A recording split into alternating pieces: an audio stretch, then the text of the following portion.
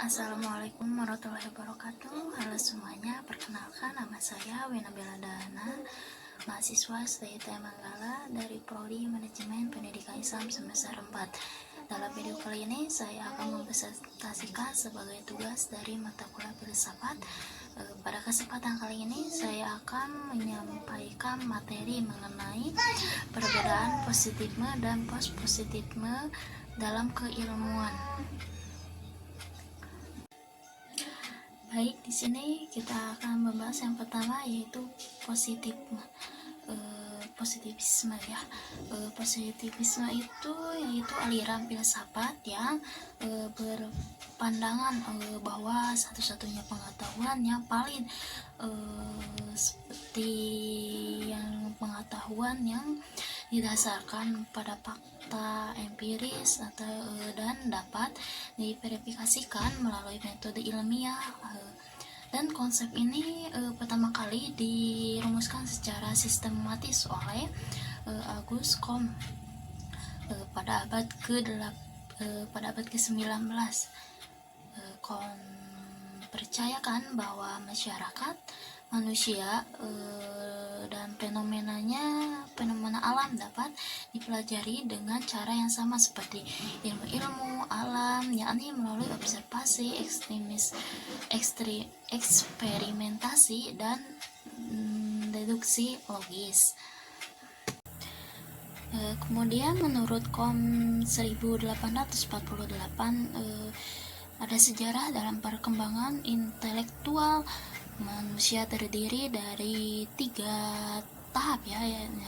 Tahap pertama ada tahap teologis, yang kedua ada tahap metafisis ya, dan yang terakhir ada tahap positif. Nah, tahap positif menandai era di mana pengetahuan ilmiah menjadi bentuk tertinggi dari pengetahuan manusia. Dalam konteks ini modernisme atau yang mendasarinya positisme memandang ilmu pengetahuan sebagai proses progresif menuju kebenaran objektif dan universal. Nah, yang kedua di sini ada postpositisme, yaitu postpositisme muncul sebagai koreksi terhadap kelemahan dan keterbatasan positisme. Tokohnya seperti Karl Popper mengkritik bahwa tidak ada teori ilmiah yang dapat dibuktikan secara final. Semua teori selalu terbuka untuk dibantah atau difalsifikasi.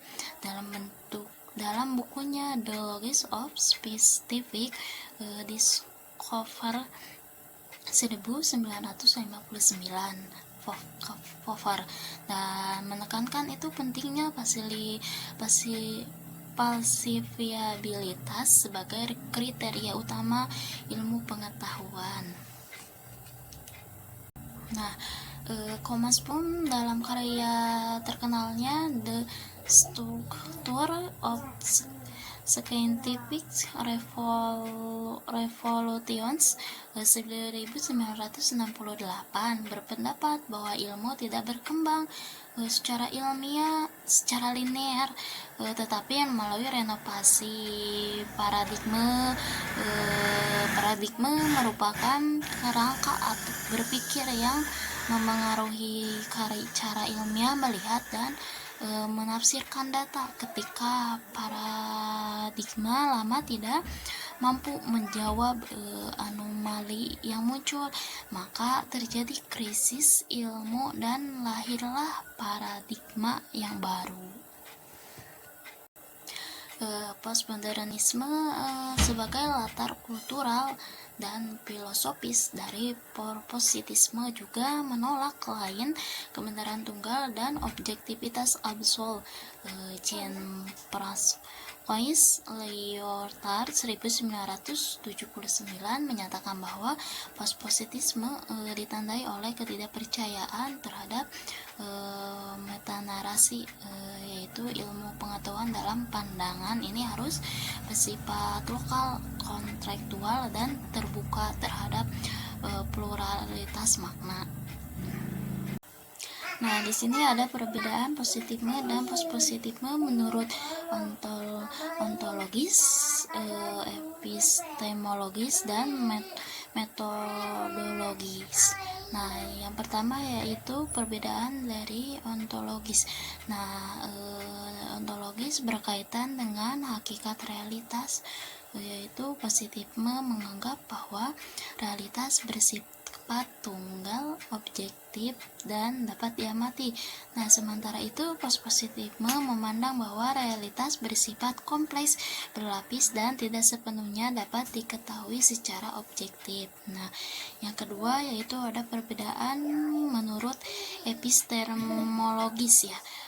Dalam epistemologis, positifme berpandangan bahwa pengetahuan dipengaruhi melalui observasi objektif dan bebas nilai. Nah, yang sementara itu sebaliknya, postpositifme mengakui keterlibatan nilai, pengalaman, dan interpretasi subjektif dan proses pengetahuan. Nah, yang ketiga yaitu perbedaan metodologis. Nah,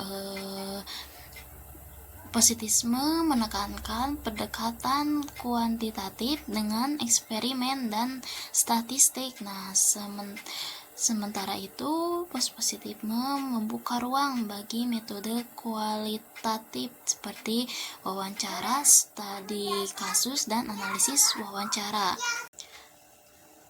Nah, ada implikasi terhadap pengembangan ilmu pengetahuan. Nah, dari perbedaan antara positifisme dan postpositivisme membawa implikasi besar dalam pengembangan ilmu pengetahuan.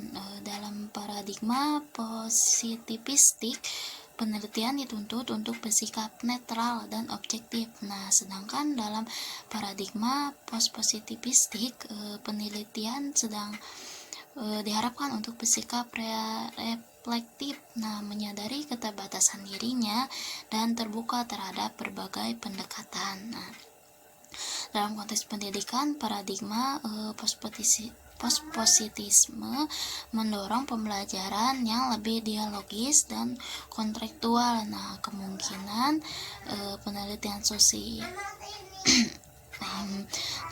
dalam penelitian sosial, pendekatan postpositivistik memungkinkan pemahaman yang lebih mendalam terhadap makna-makna sosial yang tidak dapat diukur secara kuantitatif. Nah, kesimpulannya adalah positifisme dan postpositifisme merupakan dua paradigma besar dalam filsafat ilmu yang memiliki perbedaan mendasar dalam hal ontologis,